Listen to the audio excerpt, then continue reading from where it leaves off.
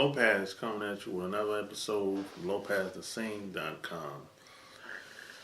And you know what? I must admit that I've been doing what I've been doing now as far as publishing books and writing articles and writing sales letters and doing videos and just publishing content online and offline. I've been doing this for 5 years straight, full time. And I have to confess, I get a lot of things done, but I'm lazy. Yes, I'm lazy. Sometimes, I just don't feel like doing certain things sometimes. And plus, I'm not naturally technical. And there's a lot of stuff that I can figure out, like writing code, HTML, PHP. I don't naturally. That stuff doesn't come to me naturally. I can figure a lot of it out, but if I really have, I would much prefer to let someone else do that. That's not my strength. So you have your strengths and your weaknesses, and I usually try to focus on my strengths, which is print. That's my strength, and doing videos and that type of stuff, and talking. That's not comes natural for me. So with all that being said, there's like 5 things you can do to make your life easier and become more successful much faster and be much more productive. The first thing is whatever you decide to do, you got to keep things simple.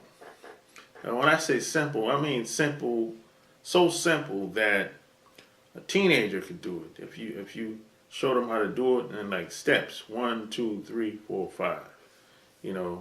Actually, I would highly recommend you, whatever you have to do, let it not be more than 5 steps. Because if it's more than 5 steps, people tend to lose, people still tend to get very confused, or it's an error here and there. And I'm a very detailed oriented type person. But I'm telling you, based on my experience, most people are not good when it comes to the little details. They say the devil's in the details, but I'm telling you, most people, they're not that in tune or in touch.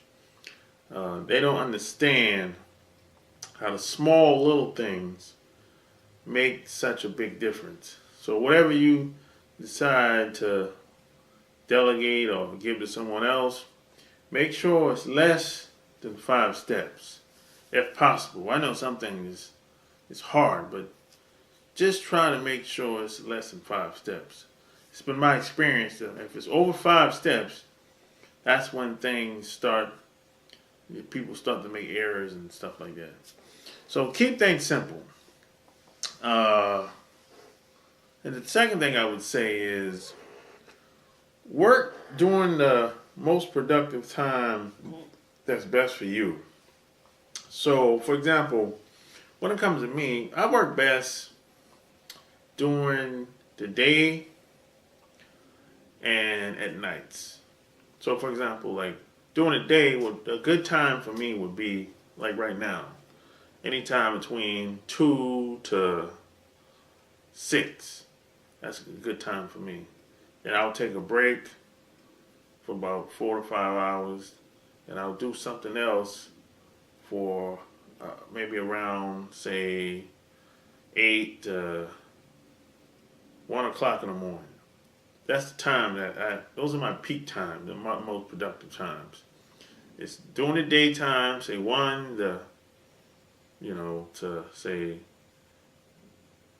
2 to 6 during the day, and at night 8 to 1 in the morning. Those are the best times. That's when it seems like those are the most productive times for me, because I get a lot of thoughts and a lot of ideas, and I jot them down on paper, And that's most productive time for me. Now that might not be for you. Some people are morning person.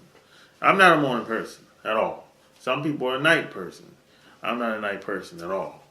So you gotta pick the time that's best for you. And the third thing is you gotta trust to delegate some of the stuff. You gotta do the things that bring the money in.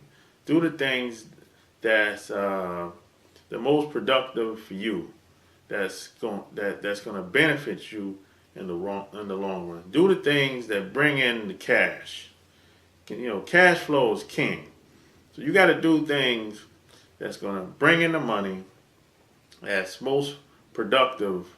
Like for example, I do all my writing, all of it. Probably 99%. Only thing I probably don't write is a couple articles on my blog. But for the most part, I do all my writing, all my marketing, all of pretty much all my text. Now, I don't always do all my videos. I don't always edit all my videos because that's not my strength. You know, I don't always I don't do my graphics. I don't do my designs because that's not my strength.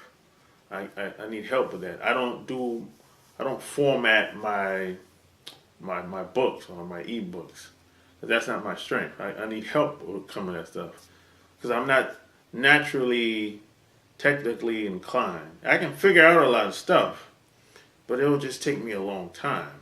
So I'd rather just pay somebody a couple dollars, let them take care of that, and trust that they're gonna get it done. And if they don't get it done, I'll just find somebody else. That's it really. But if you're not, I'm not naturally technically inclined, so I don't really have a choice. I have to pay people to do certain things, and that's cool. There's nothing wrong with that, you know. So that's the second thing. You got to trust and delegate. And number 4 is don't be on your email all day. Don't check your email all day. I check my email around 12 o'clock, 5 days a week, and at night about just before I go to bed. Unless somebody said it's going to send me something specific.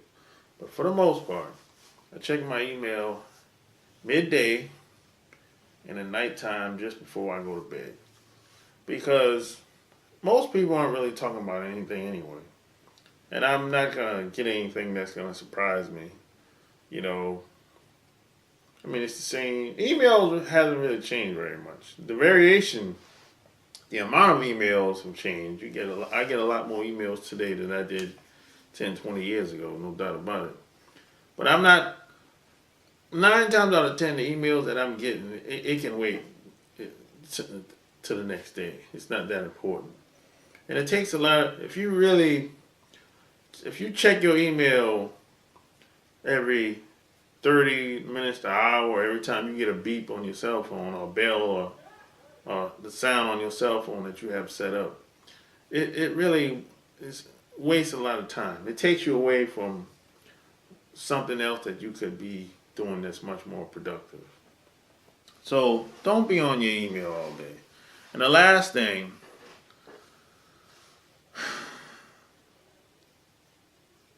the last thing that try to not get so caught up into your day-to-day operations.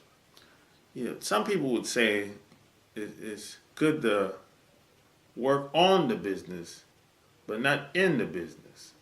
So it's good to don't get so attached to the result, or don't get so attached to being busy all the time. Try to avoid the day-to-day operations, and just know your target. Because at the end of the day, you can't do everything. And the reality is, it takes a team for you to accomplish whatever goals and dreams and aspirations and ambitions that you want out of life. So, it's taken me a long time to get to this point in my life, but I realized that I realized 10 years ago that I just can't do everything on my own. So I kind of got used to, had to train myself to get used to reaching out to people, asking for help, and whatever way I could afford, or whether I had to pay them, whether I had to exchange for, services or whatever, whichever case may be. But I know that I just can't do everything on my own. I need help, and that's really how it is. Especially if you're not technically inclined or naturally, you know, and I'm not. I can figure out a lot of things online. I can build websites.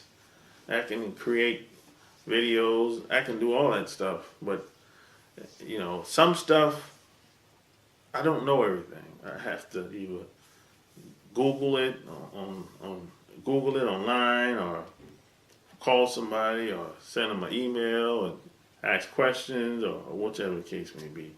So if you're in this, if you're not the techie guy, like a lot of people that I know, don't let that stop you from accomplishing whatever you thought about doing. That's my whole intent of doing this video. Is if there's a will, there's a way. You might not be able to move as fast as you want to move, but you gotta grind it out. You gotta reach out to people whenever you need help or you feel stuck. So that's a recap. Number one is keep your business model simple. Two is work during peak productive time periods. Three, trust and delegate. Four, don't be on your email all day. Five is avoid the day-to-day operations. So those are my five most productive tips on how to become more successful, faster, and maintain. So if you like what you heard, subscribe to my channel. Check out my blog, lopezlasane.com. And if you got questions, leave your comments below. Until next time, I'm out. Peace.